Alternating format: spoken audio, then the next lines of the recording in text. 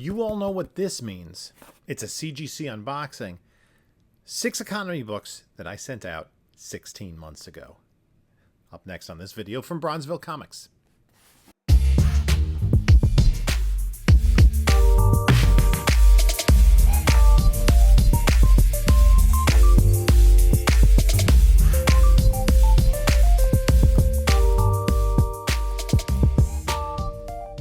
Hey there, comic book community. This is Jim from Bronzeville Comics coming to you with another video.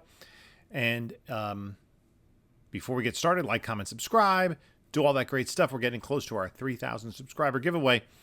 I also owe a 2,500 subscriber giveaway. In addition, follow us on the socials, Instagram, Bronzeville_comics.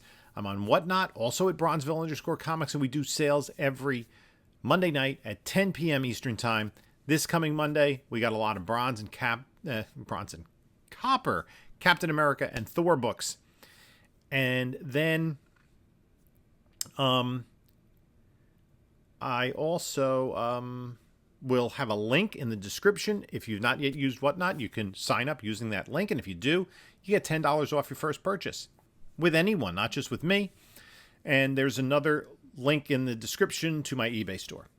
So last spring, I had bought some books. I actually, it's one of these things as like my collecting habit just kind of mushroomed during the end of the pandemic, like through boredom.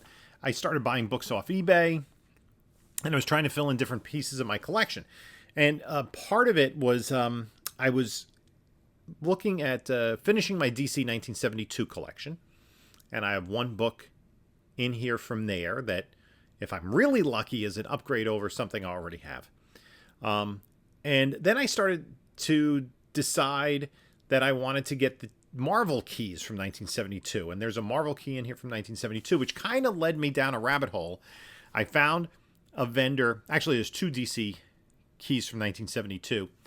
I kind of went down a rabbit hole. This guy, his father had owned a store, like I guess in the 80s, a comic book store. So he did have some nice copies of stuff that I bought from him. I paid reasonably good prices at the time, but that was in the spring of 2021. Fortunately, of the books I've sent out, none of them really were hype books around that period of time. They were just good, solid keys. One of them was one of the Marvel 1972 keys. I saw it for a really good price in what I thought was a decent grade. And I found other books in his store that were books that I wanted. And I just jumped on them. So 4 of them are from that. One is from a sale at a show, and one is from a collection. There are, as I said, 6 economy books in here. I sent these out to CCS in June of 2021. And got them back here in October. Actually, got them back through my LCS. And my friend who owns my LCS, he's like, they just showed up because they were so far off his submissions. They had been gone for so long that they didn't even like show up anymore. So we're going to open this up. He had opened it up just to make sure that all the books were mine because he didn't even know what they were. He wasn't expecting them. I guess a lot of there's another 10 books that had gone to CCS, the final 10 CCS books that are coming in maybe next week, and then everything else. I got like another 100 books at CGC that are in for grading. So I'm going to pull these out. There are a couple books I'm going to save to the end. It's fairly tight in here. I can get rid of this bubble wrap. And, okay, I'm going to hide the grades. There are certain books I'm going to hold off. Okay, that one I'm going to do last.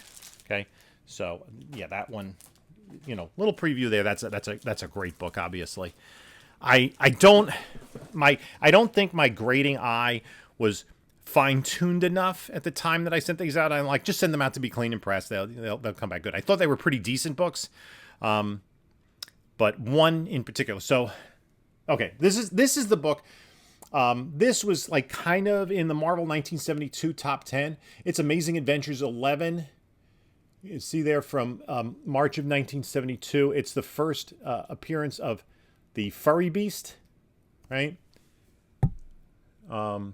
First appearance of beast with fur, and some other minor keys. I think that is is that a Gil Kane cover?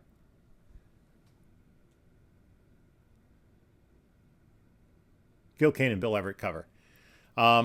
So I had bought this for $100 back at that time. I'll show the fair market value of whatever this grade is in on the screen, and it came back as a 6.0. Okay, so that's decent. Yeah, there's definitely some spine wear and a bend. Maybe it's probably about a fair price still. It is, which most of the books that I got from this vendor were white pages, or at least I hope they are. So 6.0 white pages. That book still does have value. Not an enormous amount of value, but it still has value. Up next, okay, I think I know what this is because I think it's thicker. Same vendor, Marvel Superheroes 18. Wear on the spine there. I did pay for this. This is the first appearance of Guardians of the Galaxy. I paid $254 for this. And it came back as a 6.0. Okay, that's good. That is a good return on investment. Even, almost like 16 months later. That is off-white to white pages. It is a square bound, so I'm happy with that. It does have, that's a 6.0. Little corner crease, some spine wear, but that is a nice book. This is not the Guardians of the Galaxy that we're familiar with from the movies. That is in orange there. That's Yondu. And if we look at the notes, origin and first appearance of the Guardians of the Galaxy, Major Vance Astro, Yondu Udanta, Charlie 27, and Martin X Tanaga. Okay, so, and I'm trying to remember, Gene Colan and Mike Esposito did the cover and art. Arnold Drake did the story. Arnold Drake was also the creator and I think the writer of almost all of the issues, if not all of the issues of Doom Patrol in the Silver Age. Okay, so that I did okay on. Up next, okay, this came as part of a collection, and actually its key significance has increased since I sent this in. It's Wonder Woman 206. It is the Origin of Nubia. And I think it's our first full cover appearance. I'm not sure of the grade of this.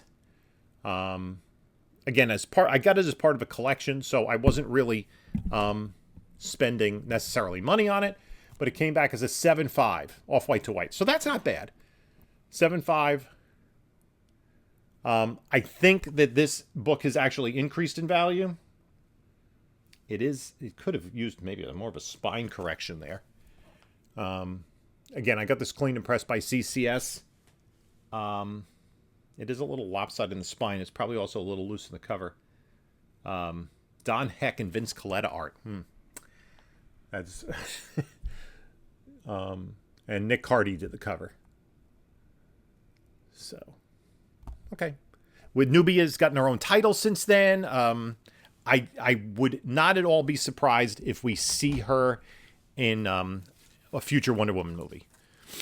Her biggest claim to fame after this was as an action figure in the late 70s when they did like Amigo, who was the big action figure company. They produced 8-inch action figures in my childhood, and later on in their run, they did some 12-inch.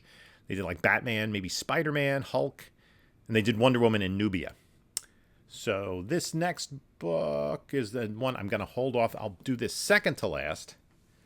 So I'll put that right there. Okay. I can't see the grades without my glasses, especially the small ones. And there don't seem to be any slab issues, any cracks or anything like that. Okay, this is going to be lower grade. This was one of the DC 1972 keys.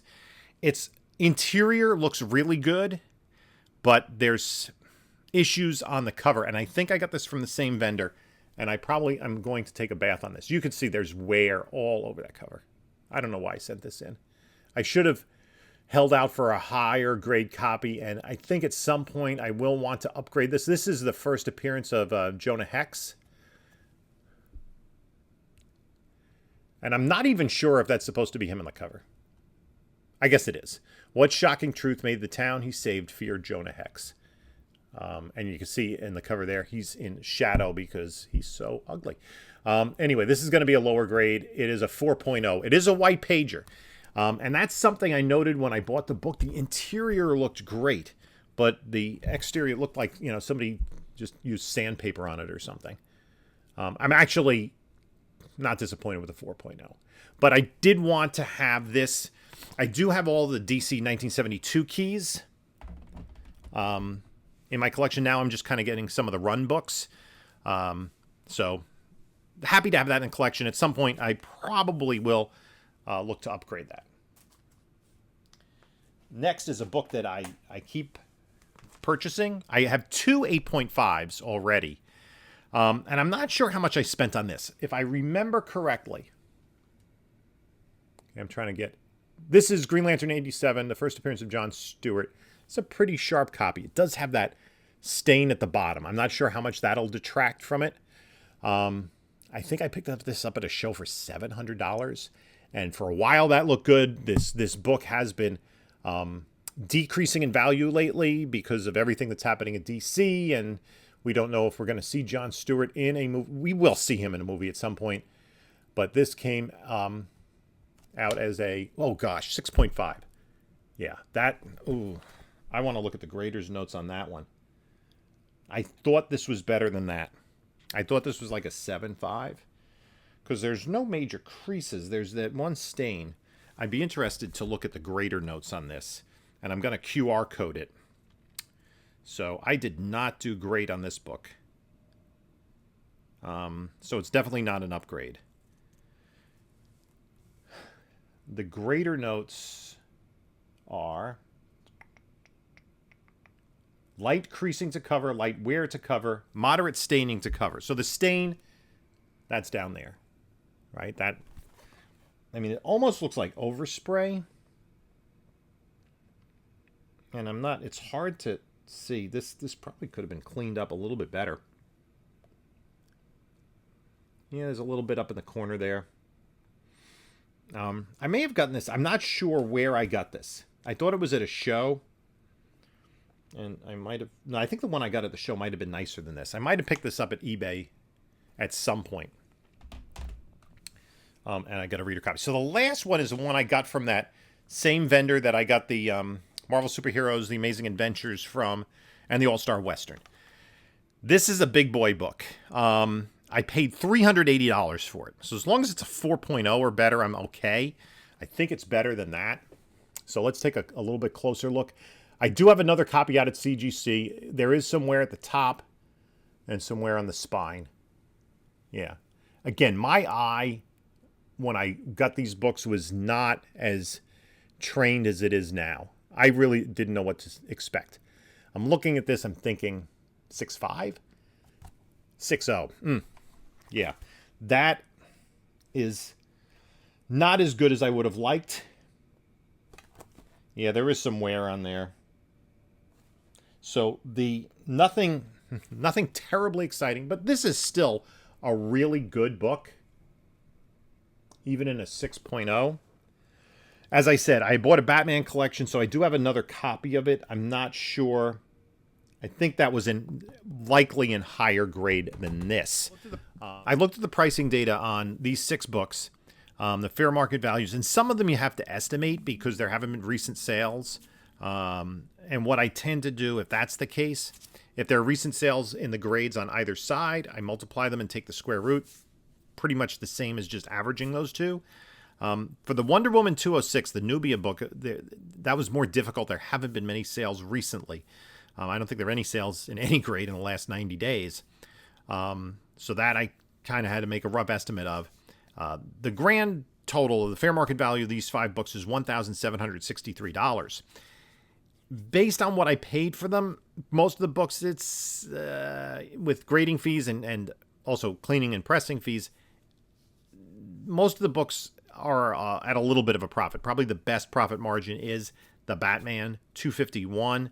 If I did lose money on any book, it's the Green Lantern 87, only because that book has really cooled down lately. I've been able to pick up a couple of nice copies of that. And I anticipate that that book will rebound. It might not rebound to the heights that it reached during, the craziness of the market, but I think that people who were speculating on it, like myself, are going to end up doing okay, because I think it is going to bounce back if, let's say, when we see Jon Stewart in a motion picture. Again, DC could let us all down once again.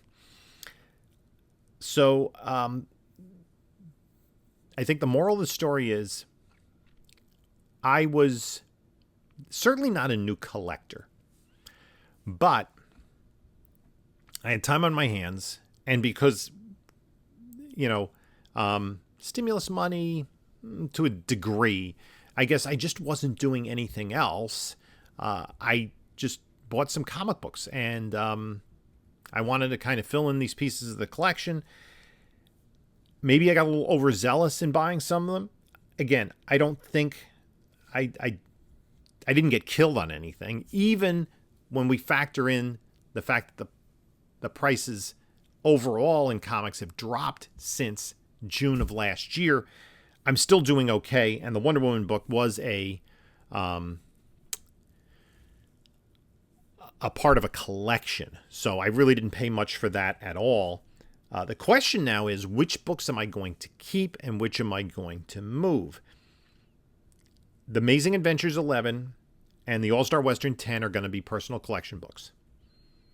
The Marvel Superheroes 18 I will probably move when we get a little bit more movement on the needle in Guardians of the Galaxy. I'm going to probably hold on to Jon Stewart until we see something with that character. The Batman 251 is a personal collection book, which I have another book out at CGC right now, which I'm hoping is an upgrade.